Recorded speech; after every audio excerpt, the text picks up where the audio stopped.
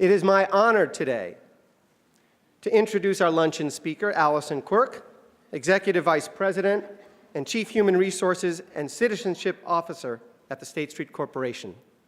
And I was just talking with her, remarking on how much I love the term citizenship in the title of such a high-level person at such a large corporation. She's a graduate of the University of New Hampshire, I know, which is represented here, our sister public research university, and has worked for decades in the financial services industry. And I think it's fair to say that she has been a beacon for showing that hiring for the bottom line for a large company not only can go hand in hand with hiring for diversity, inclusion, and equity, but that hiring for the latter supports the former. She's engaged in multiple community efforts and volunteers on boards and volunteers her time to serve people directly. In the powerful role she has, Ms. Quirk is acutely aware of the multiple policy, cultural, and economic forces that are roadblocks to women's and women of color economic success. She has been the recipient of many awards, including my two favorites, the Massachusetts Political Caucus Abigail Adams Award, one of our founding mothers who lived 3 miles that way, and the Strong Women, Strong Girls, Phenomenal Woman Award. How great to have an award that has phenomenal in it. It's fantastic. She's a regular contributor to the Huffington Post and wrote several years ago, helping women earn not just a place at the table, but an equal wage for equal work isn't an idea that's time has come because of gender equality. It's an idea that's time has come because of women being an incredible driver of economic growth. We're talking about half of the workforce. An equal wage doesn't just benefit women, it benefits their families, their communities, their businesses, their local economies, and our nation as a whole. Please join me in welcoming the phenomenal Allison Quirk.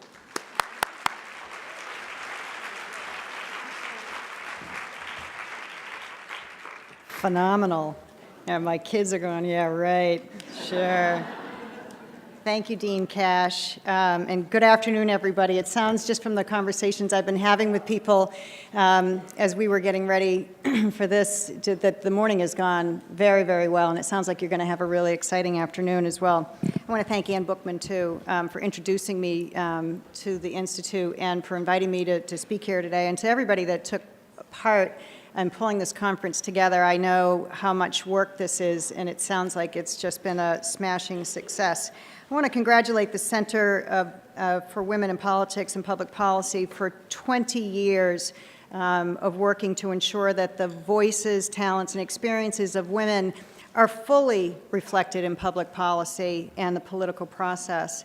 You've taken the lead, really, along with the Women's Commission and funds from all of the states in New England in convening this first biennial, and this is your second program. So, you know, it sounds like it's just going to keep going, which is absolutely fantastic. It is an honor. I do get a little uncomfortable when I hear introductions like that, because it really is an honor to stand here in front of so many people that are so committed to the economic security for women and families. And thank you for continuing to just pursuing that vision. If we don't come at it from every angle, it's not going to work. This is the vision that President Kennedy set forth when he established the Presidential Commission on the State of Women 55 years ago, the year that I was actually born. There's still a lot of work to do to realize that vision. So it's not far enough away from the election that I'm not going to not talk about it.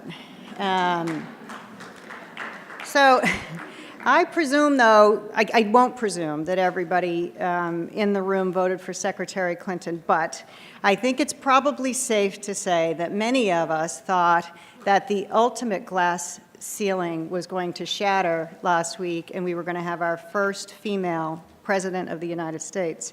And we had hoped and expected that to happen with a level of confidence, frankly. And despite the fact that female commander-in-chief still eludes us almost 100 years after we earned the right to vote, the presidential campaign still represents a really important milestone. We should be proud that Hillary Clinton ran a really intelligent, hard-fought, really gritty campaign, and she won the popular vote.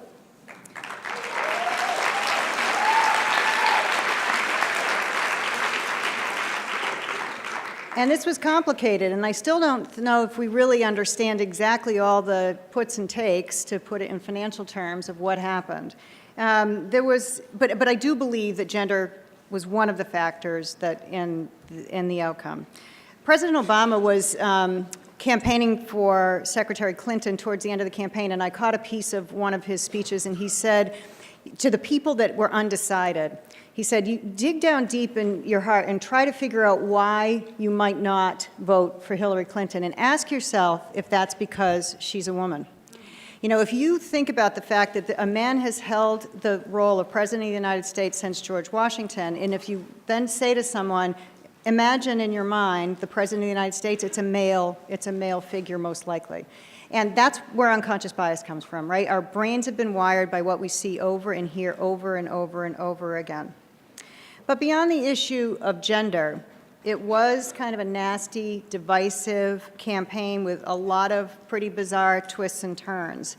Regardless of how we feel about the outcome of the election, we should be proud that another barrier has been broken. We had the first time where a woman was a major party candidate and fought that type of a fight, and again, won the popular vote. So I think that's a remarkable achievement in and of itself, and another stride toward gender equality. And we should recognize, yeah, that's good. We need to recognize every milestone and not despair in this, because there are a lot of sacrifices that have been made by Secretary Clinton and a lot of other people to advance the rights of women and pave the way for women to take on leadership roles like the one that I have, and to ultimately become the President of the United States. Not me, but hopefully someone else.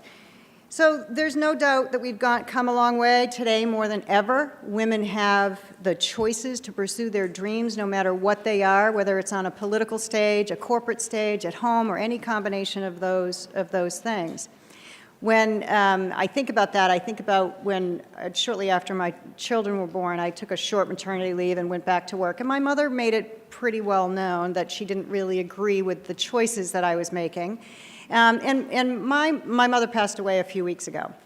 And, oh, thank you. And she, you know, as you do at times like this, you reflect on really important conversations that you had in the past.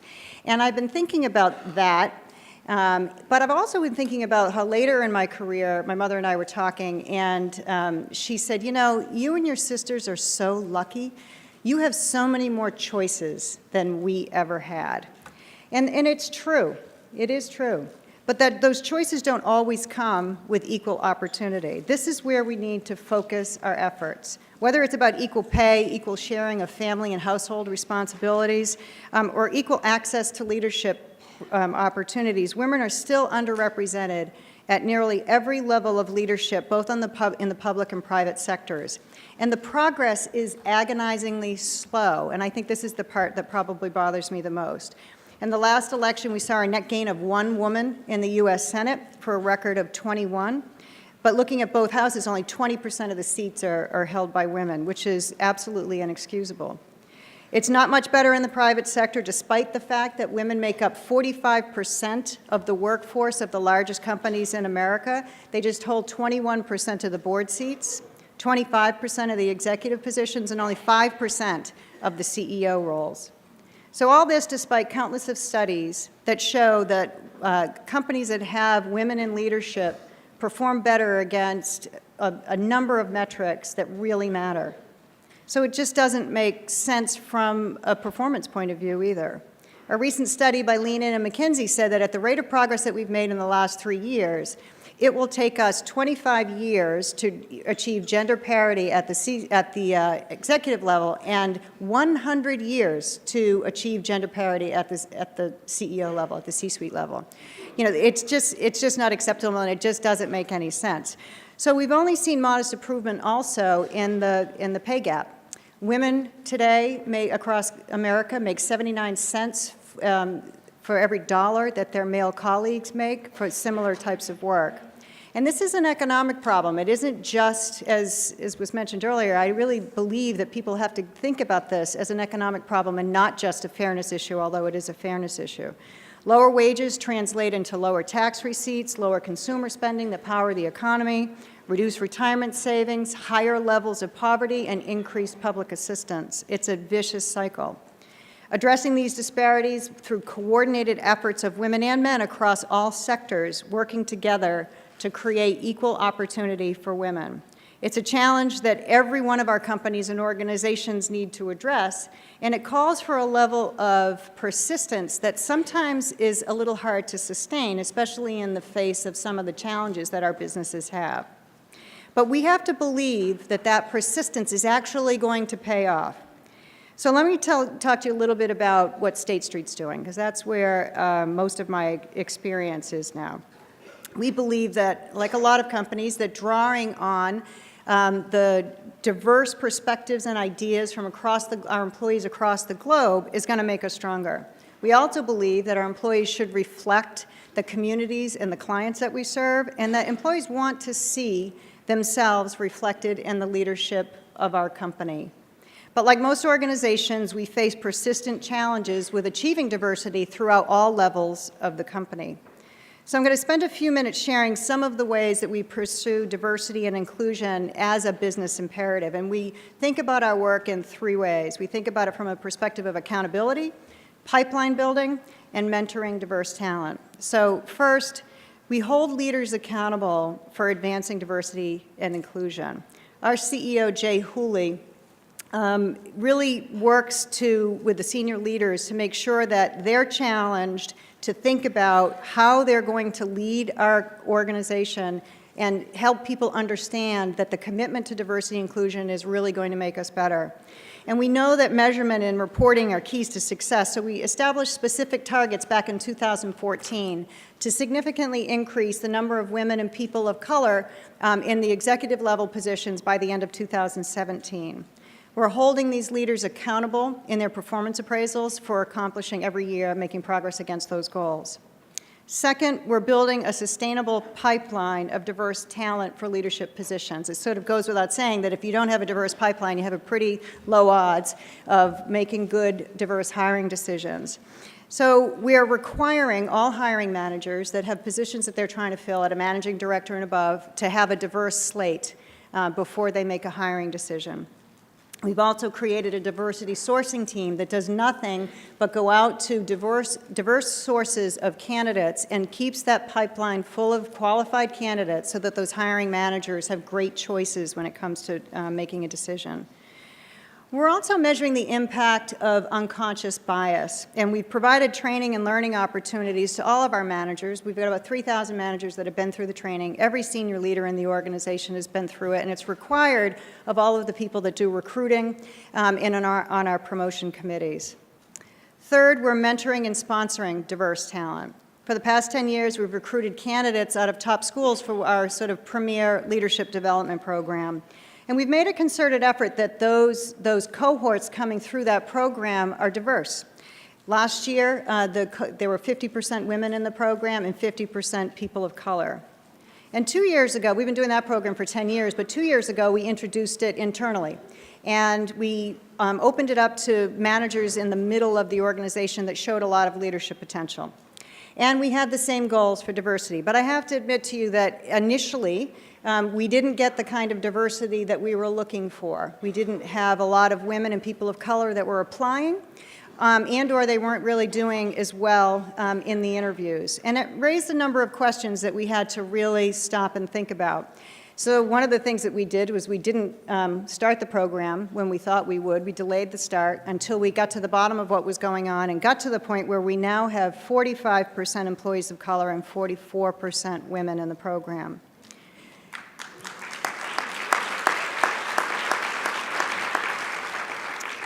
And senior leaders throughout the organization, men and women, are sponsoring each of those candidates and are personally invested in their success. So as important as these internal efforts they're really important to State Street, but we also play an active role supporting public policy initiatives that help provide better opportunities for women as well as people of color and other underserved populations. We've taken a strong stand on policy initiatives such as equal pay for women, marriage equality, and safety for transgender people, to name a few. We're a big believer in public-private partnerships and in the power that you can with how you come together to address the serious challenges that we're facing around the circle of opportunity for everyone. We've had a long history of partnering with UMass. We were talking about that earlier. We offer career development programs to provide skilled work for roughly 300 UMass students a year in Hadley, Boston, and Quincy, in our Quincy offices. We've also worked closely with community college. We're a big proponent of the Bunker Hill Community College Learn and Earn program, which offers paid internships while students are going to school. And other major employers are involved in that as well. For over 35 years, we've been involved with the Mayor's Boston Summer Jobs Program, sponsored by the Private Industry Council and the City of Boston. We're one of the largest providers of internships. We had 130 students last summer. And we really love these internship programs. We have a number of them because we get these kids very early as they're just starting out to get some work experience. And we try to bring them back as they're matriculating through college.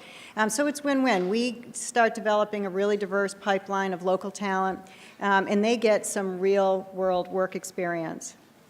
Education and workforce development is actually the main focus of our corporate philanthropy. That's the citizenship part of my title, because we believe that providing young people with education and skills that they need to build careers is really a vital part of having a strong community, and State Street can't be strong unless the community is strong.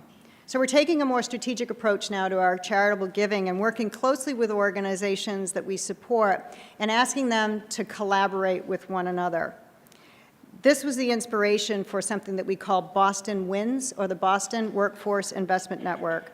We're investing $20 million into 5 high-performing nonprofits, and we're committed to hiring 1,000 young people who come through the programs that those nonprofits run. By working collaboratively with these organizations and partnering closely with the Boston Public School System, we expect to improve the effectiveness and the productivity and throughput of those programs for a number of Boston youth that they serve by 60% over 4 years. Thank you.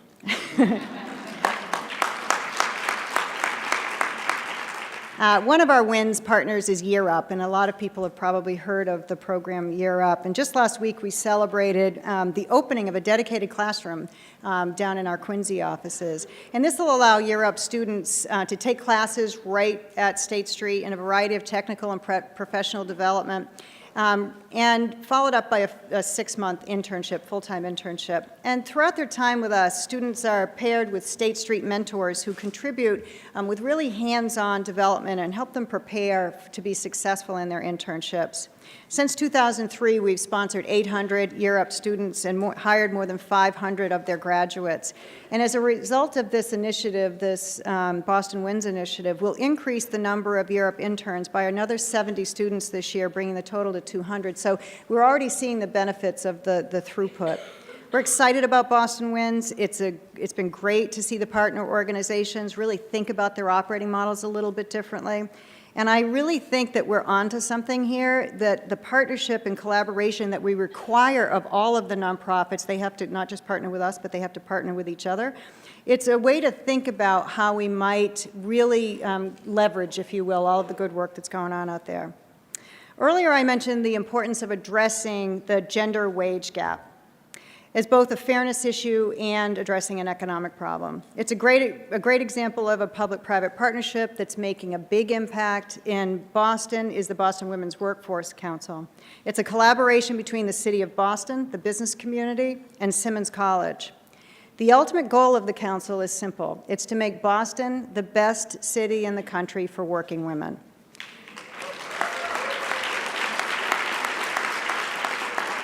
That was Mayor Menino's, actually, mission to us when he pulled us all together originally. And State Street's proud to be a founding member of the council, signing on to the council's 100% Talent Compact in 2013. Since then, the number of signatures has quadrupled to 172, many including many of the largest employers in the region. Each of these companies is pledged to do 3 things: assess their own situation, address any issues that are identified in that assessment, and share data to help measure progress, which is the tricky bit. The data component is critical. It's the only way that we can really see if all of the efforts around diversity and inclusion are actually working. That's why businesses signing up to the compact agree to share payroll data broken down by sex, race, job category, and length of employment.